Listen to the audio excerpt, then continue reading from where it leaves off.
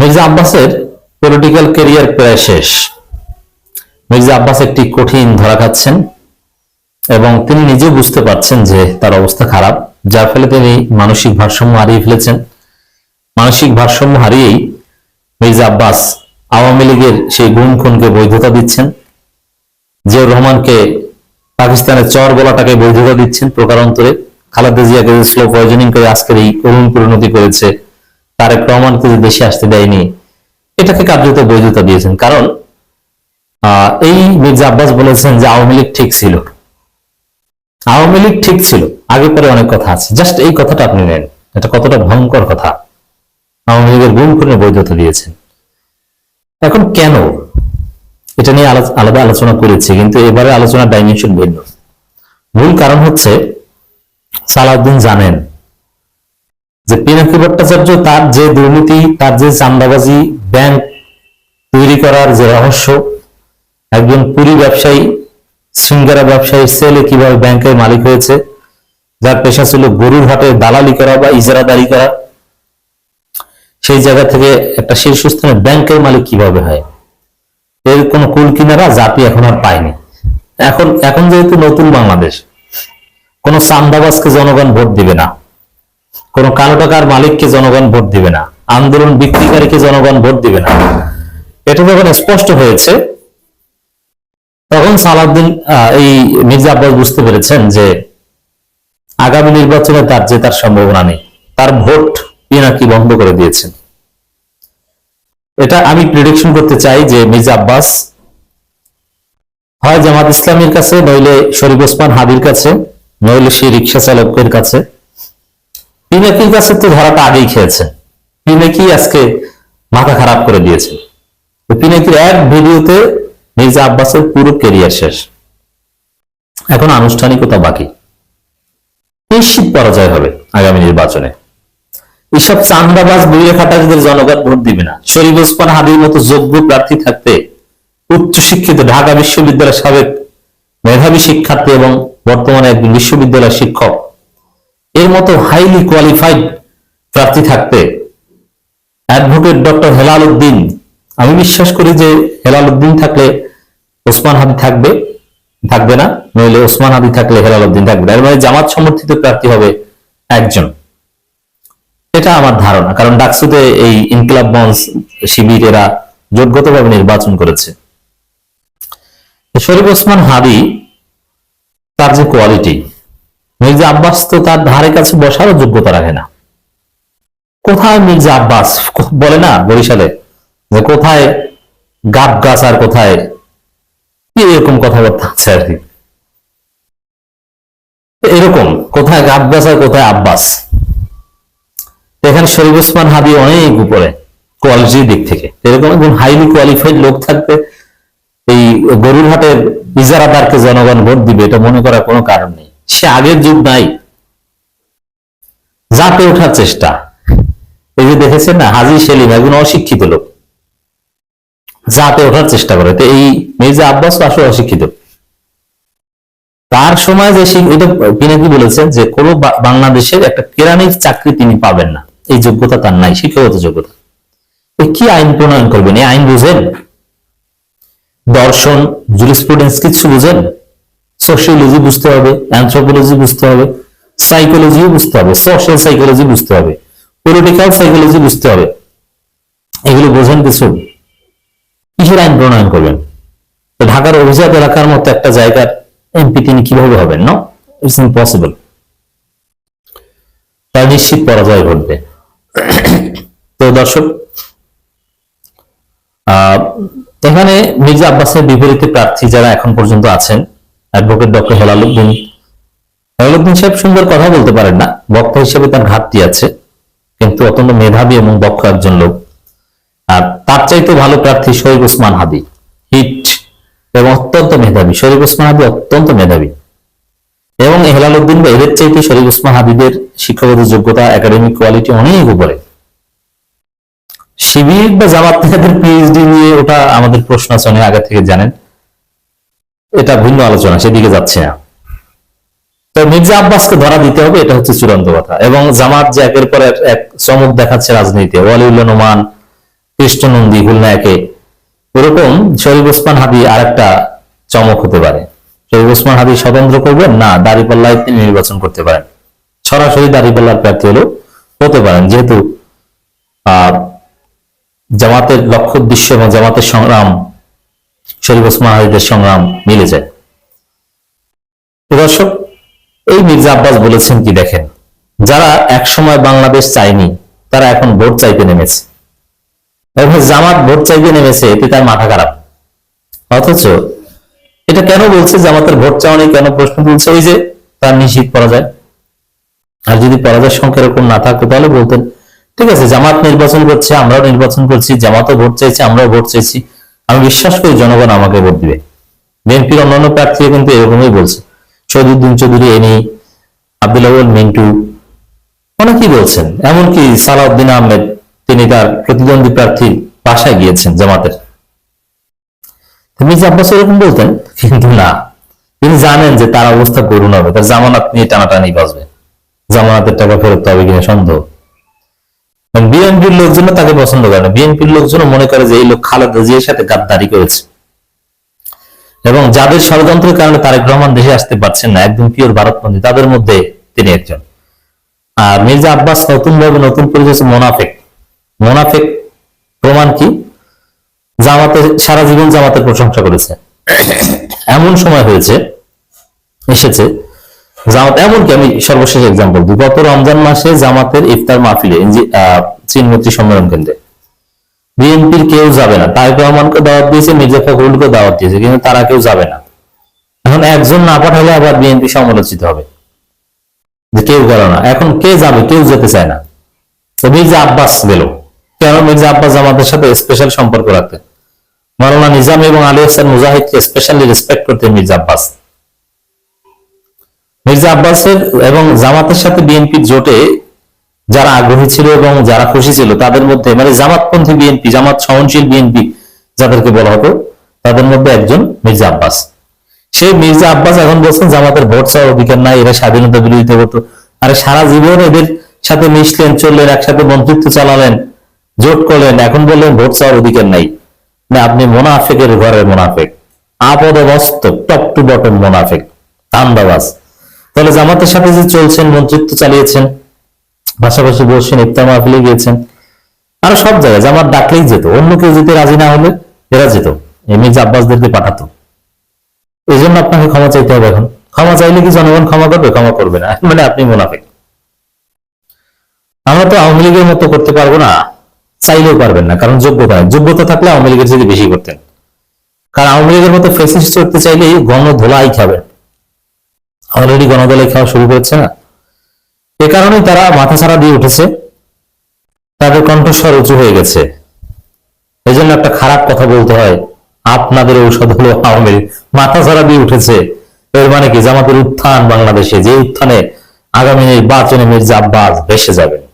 জামাত চরমোনাই থেকে অনেক ছোট দলে পরিণত হয়ে গেছে এখন বিএনপি, রংপুর থেকে ঘটনা প্রমাণিত হয়ে গেছে।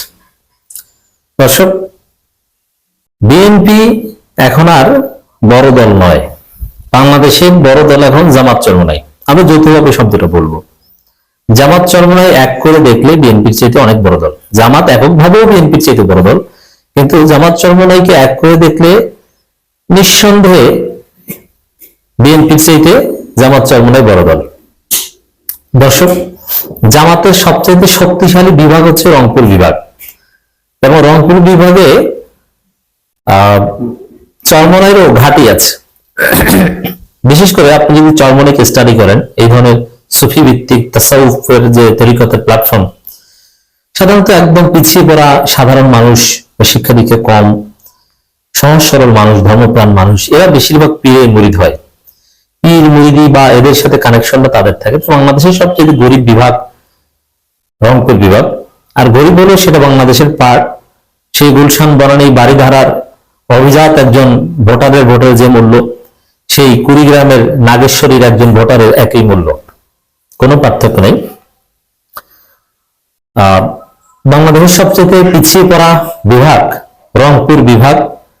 বিভিন্ন জরিপে উঠে এসেছে যে জামাত অনেক আগেই রংপুর বিভাগে বিএনপি কে ছাড়িয়ে গিয়েছে, আবার চরমোনাই মুরগি প্রচুর। আপনি দেখবেন যে কুড়িগ্রাম এরকম কিছু লোকজন আমি চিনি যারা মুরগি বিক্রি করতেন, মুরগির ডিম জমাতেন এবং সেটা বিক্রি করে টাকা জমাতেন। সেই টাকা দিয়ে চরমোনাইয়ের বার্ষিক মাহফিলে আসতেন। সেই কুড়িগ্রাম থেকে চরমোনাই অনেক দূরে গাড়ির ছাদে আসতেন, কম টাকা ভাড়া লাগবে, ভিতরে বসতে পারতেন না, এরকম অনেক মুরব্বী ছিল। এবং বরিশাল থেকে কুড়িগ্রাম কিন্তু অনেক দূরে, কিন্তু সেই কুড়িগ্রামের বিভিন্ন ইউনিয়ন পরিষদের মেম্বার অনেক আগে থেকে বৃহত্তর বরিশালে যেটা পারে না চরমোনাই, সেটা কুড়িগ্রামে পারত। রংপুরের কুড়িগ্রামে সেখানে মেম্বার হতো চরমোনাই মুরিদ, চেয়ারম্যান হতো চরমোনাই মুরিদ। এবং আপনারা দেখেছেন যে রংপুর সিটি কর্পোরেশন নির্বাচনে চরমোনাই প্রায় 50,000 ভোট পেয়েছে সেই হাসিনার আমলে। এবং চরমোনাইয়ের একটা শক্তি আছে, আর জামাত তো এমনিতেই শক্তিশালী। যেমন আপনি যদি ধরেন যে জামাতের শক্তি 8, চরমোনাইয়ের শক্তি 2, এই 8 এবং 2 মিলে 10, বিএনপি সেখানে পাবে 5। রংপুরের চিত্র অবশ্য অনেকটা এরকম। সেই রংপুরে 8 দলের বিভাগীয় সমাবেশ অনুষ্ঠিত হয়েছে। সমাবেশে জনগণের যে উপস্থিতি, জনগণের যে সাড়া, সেটা প্রমাণ করে যে বিএনপির চাইতে জামাত চরমোনাই অনেক দূরে গিয়ে গেছে। এবং চট্টগ্রাম বিভাগীয় সমাবেশের আগের দিন জামাত চরমোনাই নেতারা এটা স্পষ্ট করেছেন, বিএনপি এখন আর বড় দল নয়, রাজনীতিতে বা আগামী নির্বাচনের চমক হচ্ছে 8 দল। এই 8 দল বড়, বিএনপি কিন্তু বড় দল নয়। This is reality. এবং রংপুরে এটা কায়েম, কারণ রংপুরে বিএনপি স্বীকার করে যে না, ওইখানে আমরা জামাত চরমোনাইয়ের সাথে পারবো না। অন্যান্য জায়গায় বিএনপি এখন স্বীকার করে দেয়নি, কিন্তু রংপুরের কথা তারা স্বীকার করে যে রংপুরে আমরা হেরে গেছি, কিন্তু আমরা বরিশালে জিততে চাই, আমরা ঢাকায় জিততে চাই, জামাতের সাথে এগিয়ে থাকতে চাই, কিন্তু রংপুরে আমরা হেরে গেছি।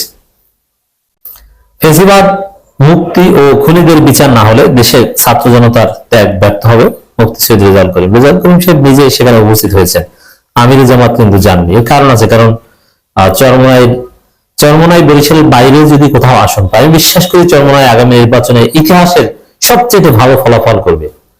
আমার প্রেডিকশন চরমোনাই 5 থেকে 10টা আসন পাবে ইনশাল্লাহ। তার কখনো কোনো আসন পায়নি। তো সেখানে বরিশালের বাইরে যদি কোথাও আসন পায় তারা, সেটা হবে কুড়িগ্রাম। কুড়িগ্রামে একটা আসন তারা পাবে এবং জামাত তাদেরকে ছাড় দিবে, এটাও আমি জানি। যদিও সেখানে জামাতের প্রার্থী যথেষ্ট শক্তিশালী, আর এটা গুরুত্ব বিবেচনায় পীর সাহেব চরমোনাই রংপুরে গিয়েছেন। গণভোট হওয়াটা জাতির জন্য ভালো লক্ষণ, না হওয়াটা খুব খারাপ লক্ষণ। অধ্যাপক মুজিবুর রহমান, যেমন তার রাজনৈতিক বক্তব্য দেখেন, অধ্যাপক মুজিবুর রহমান অনেক বড় মুত্তাকি মানুষ, প্রভাবী মানুষ, প্রবীণ মানুষ, কিন্তু পলিটিক্যাল বক্তব্য এগুলো আসলে তিনি জমাতে পারেন না। এর চাইতে এটি মাজহারুল ইসলাম আবার ইদানিং জমাতে পারেন, বিএনপিকে খোঁচা দিয়ে ভালো কথা বলতে পারেন। রংপুরে জামাত সহ সমমানা 8 দলের বিভাগীয় মহাসমাবেশে নির্বাচনের আগে, এগুলো সমাবেশ, মহাসমাবেশ থেকে কিন্তু রূপ নিয়েছে মহাসমাবেশ। জনতার গণজয়, প্রত্যেক ঘর থেকে, পুরো রংপুরের প্রত্যেক ঘর থেকে এই সমাবেশে লোক এসেছে। বিএনপি পরিবার থেকে লোক আসে, বিএনপির পরিবার। দেখেন না, রংপুরে একটা আসন আছে কুড়িগ্রামে, যেখানে এক ভাই বিএনপির এমপি ক্যান্ডিডেট নমিনেশন পেয়েছে, আর এক ভাই জামাতের। তাহলে বুঝতে পারছেন যে এক পরিবারের মধ্যে বিএনপি পরিবারে জামাত, জামাত পরিবারে বিএনপি, এটা খুব রেয়ার। জামাত পরিবার জামাত হয় খুব কম, 2-1টা পাবেন, কিন্তু বিএনপি পরিবার, বিএনপি নেতার স্ত্রী জামাত, অভাব নেই। বিশেষ করে মহিলাদের মধ্যে এখন বিএনপি নাই, মহিলারা এখন জামাত। বাংলাদেশে মহিলা দেখলে আপনি জামাত সন্দেহ করবেন, তাতে হিজাব পড়ুক আর না পড়ুক, বোরখা পড়ুক আর না পড়ুক। নগরীর কালেক্টরেট ঈদগাহ মাঠে 5 দফা দাবিতে 8 দলের বিভাগীয় সমাবেশ অনুষ্ঠিত হয়। 2 দলের শীর্ষ নেতারা উপস্থিত ছিলেন, এক্সক্লুডিং আমিরে জামাত and secretary general of Jamaat Islami, তারা কিন্তু ছিলেন না। বিভাগীয় সমাবেশের প্রধান অতিথি ছিলেন ইসলামী আন্দোলন বাংলাদেশের আমির মুফতি সৈয়দ রেজাউল করিম। তিনি বলছেন, এতগুলো মায়ের কোল সন্তান হারা হলো, এত মানুষ পঙ্গু হলো, চক্ষু হারালো। আমাদের যে মৌলিক দাবিগুলো ছিল, যে দেশের সংস্কার হবে, খনিদের টাকা পয়সা পাচারকারীদের দৃশ্যমান বিচার হবে, এরপর লেভেল প্লেইং ফিল্ড জাতীয় নির্বাচনের পরিবেশ তৈরি হবে। কিন্তু আমরা দেখলাম এক শ্রেণীর ক্ষমতালোভীরা সংস্কার এবং দৃশ্যমান বিচারকে গুরুত্ব না দিয়ে ক্ষমতা যাওয়ার জন্য শুধু পাগল নয়, ডাবল পাগল হয়ে গেছে। তো ডাবল পাগল হয়ে গেছে কারা? বিএনপি। তাফসীর করে দিলাম, ডাবল পাগল বিএনপি, এখন ডাবল পাগল। ক্ষমতার পাগল বিএনপি, ক্ষমতা পেয়ে গেছে এইটা ভেবে চাঁদাবাজি শুরু করেছে, এখন ডাবল পাগল হয়ে গেছে। 5 আগস্টের পর প্রথম পাগল, এরপরে এখন যেটা হয়েছে ডাবল পাগল। আর এই ডাবল পাগল হওয়ার কারণে বিএনপির খাওয়া নেই। এই পাগলকে মানুষ ভোট দিবে না, পাগল ধরা খেয়ে গেছে। তিনি আরো বলেন, একজনকে ক্ষমতা থেকে নামিয়ে আরেকজন ক্ষমতায় পাঠানোর জন্য নাকি এদেশ ফেসিবাদ মুক্ত করার জন্য, খুনিদের হাত থেকে দেশকে রক্ষার জন্য দেশের ছাত্র জনতা জীবন দিয়েছে। আজকে তারা যদি এটা বুঝতে ব্যর্থ হয়, আমরা তাদেরকে এই সমাবেশের মাধ্যমে আমরা বলতে চাই, আপনারা মনে করেছেন 1-2 ভিতরে ক্ষমতায় যাবেন, সেদিন সেই সময় ভুলে যান। এরাই আর 1-2 মধ্যে ক্ষমতায় যাবেন, ক্ষমতায় চলে গেছি এটা মনে করেই তো চাঁদাবাজি শুরু করেছে। ওই যে বলে না, পাগলের সুখ মনে মনে। পীর সাহেব চেয়ারম্যান একদম পারফেক্ট বলেছেন, পাগলের সুখ মনে মনে। আর পাগলের সুখ মনে মনে বলেই তো এরা মনে মনে সুখে চাঁদাবাজি শুরু করেছে। তা মনে মনে সুখ পেয়েছে না, কিন্তু বাস্তবে কি ক্ষমতা পেয়েছে? পত্রিকার পাতা খুললে নিয়মিত দেখবেন যে বিএনপি নেত্রী গ্রেপ্তার, বিএনপি নেতা গ্রেপ্তার, কিন্তু কোন জামাত গ্রেপ্তার দেখাতে পারবেন না। ওই এক অস্ত্রবাজকে জামাত বলায়, আসলে জামাত না। বিএনপি কঠিন পরিস্থিতি আছে, ধরা খাচ্ছে। এবং জামাত চরমনাইকে কতটা সম্মান করে দেখেন। ইন রিয়ালিটি জামাত চরমনাই জোট, কিন্তু শক্তির পার্থক্য তো অনেক। এটা তো চরমনাইও জানে বা জাতি এটা স্পষ্ট দেখছে, বা ডাকসু নির্বাচন বা বিভিন্ন জায়গায় আপনারা দেখছেন। যদি এরকম আছে জামাতের ভোট 100%-এর মধ্যে যদি শুধু জামাত চরমনাই হিসেব করেন, জামাত 98, চরমনাই 2, পার্থক্য এত। কিন্তু তারপরও জামাত চরমনাই কতটা মূল্যায়ন করে দেখেছেন। পীর সাহেব চরমনাইয়ের বক্তব্য জামাতের প্রেস রিলিজে সবার উপরে দিয়েছে, তারপরে দিয়েছে জামাতের নায়েব আমিরের বক্তব্য। জামাত এভাবে সর্বোচ্চ ছাড় দিয়ে বিএনপিকে পরাজিত করে ইসলামকে ক্ষমতায় আনবে। এনসিপি নিয়ে সব জল্পনা কল্পনার অবসান। আসলে এনসিপি এখন বিএনপির নির্দেশে নির্বাচন পেছাতে মাঠে নেমেছে। অবাক হচ্ছেন? অবাক হলেও এটাই সত্য। এনসিপি নির্বাচন চাইবে কেন একটু বলেন তো? এনসিপির কি ভোট আছে? নির্বাচন করার কোন যোগ্যতা সক্ষমতা কিছু আছে? নির্বাচনটা করবে এনসিপির নেতাটাকে দেখেন। এনসিপির কোন নেতা নেই যে নির্বাচন করে জিতে আসতে পারবেন। নির্বাচন এটা ক্লাব নির্বাচন কিংবা হল সংসদ নির্বাচন, এটা জাতীয় নির্বাচন। এত সোজা না। মাঝপথে যে এরা হতাশ হয়ে যাচ্ছে যে জামাতের 1000 কোটি টাকা, হ্যাঁ জামাতের 1000 কোটি টাকা আছে, লক্ষ কোটি টাকা আছে, বিলিয়ন ডলার আছে, কোথায় আছে? জামাতের জনশক্তিরে দেয়। এখন জামাত এই পরিমাণ জনশক্তি তৈরি করতে পেরেছে, তাদের জনশক্তিরা প্রতিষ্ঠিত হয়েছে, তারা ধনী। তার সামনে এনসিপি ক্ষয়রাতি, টাকা নাই, কিচ্ছু নাই, না আছে কোনো প্রার্থী, প্রচারণা, বিএনপির যে চাঁদাবাজি, তার সামনে কিছুই না। এনসিপি এখানে আলোচনাই নেই। জেলা পর্যায়ে যান, এনসিপি বা এগুলো আসলে কিচ্ছু না। এটা বিএনপি জামাতের ইউনিয়ন শাখার সাথে পুরো এনসিপি কে তুলনা করা যায়। একটা সময় এনসিপির প্রতি একটা আবেগ ছিল মানুষের, কিন্তু এটা নাই। এরা কিভাবে নির্বাচন করবে, কিভাবে রাজনীতি করবে, এটা বাস্তবসম্মত না।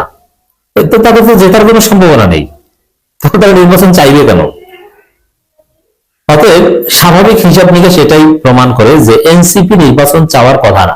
নির্বাচন তারাই চাইবে যারা জিততে পারে। না জিতলেও যারা সেকেন্ড হবে, সেকেন্ড হলেও যাদের লাভ আছে অথবা কিছু সিট পাবে, সংসদে যেতে পারবে, তারাই নির্বাচন চাইবে। কিন্তু যারা দেখবে যে নির্বাচন হলে, মানে আমি তো বলি এরকম যে নির্বাচন হলে এনসিপির যে অফিস, এই অফিস ভাড়াও দিতে পারবে না, অফিস ভাড়ার টাকাও তাদেরকে কেউ দিবে না। কোন সিট পায়নি, তোমরা কারা বাবা? এখন এই হিসাব নিকাশে এনসিপি নির্বাচন চাওয়ার কথা না, এটা রিয়ালিটি। চায় না।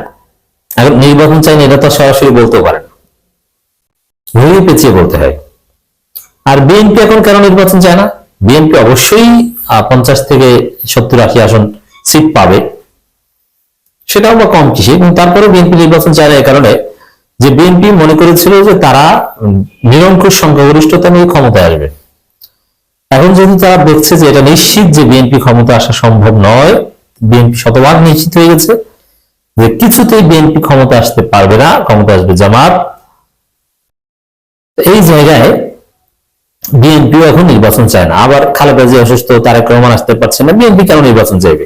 বিএনপি নির্বাচন চায় না, এটা হচ্ছে রিয়েলিটি। এখন বিএনপি চাওয়া আর এনসিপি চাওয়া মিলে যাচ্ছে, কেন চায় না সেটা ব্যাখ্যা করলাম। এখন তবে নির্বাচন কেউ ঠেকাতে পারবে না, এটা এনসিপিও জানে, বিএনপিও জানে। যেমন ছাত্র সংসদ নির্বাচন বিএনপি তারেক রহমান শত চেষ্টা করেও ঠেকাতে পারলেন না, এরকম জাতীয় নির্বাচন তারেক রহমান, বিএনপি, এনসিপি সবাই চেষ্টা করেও ঠেকাতে পারবে না, নির্বাচন হবে।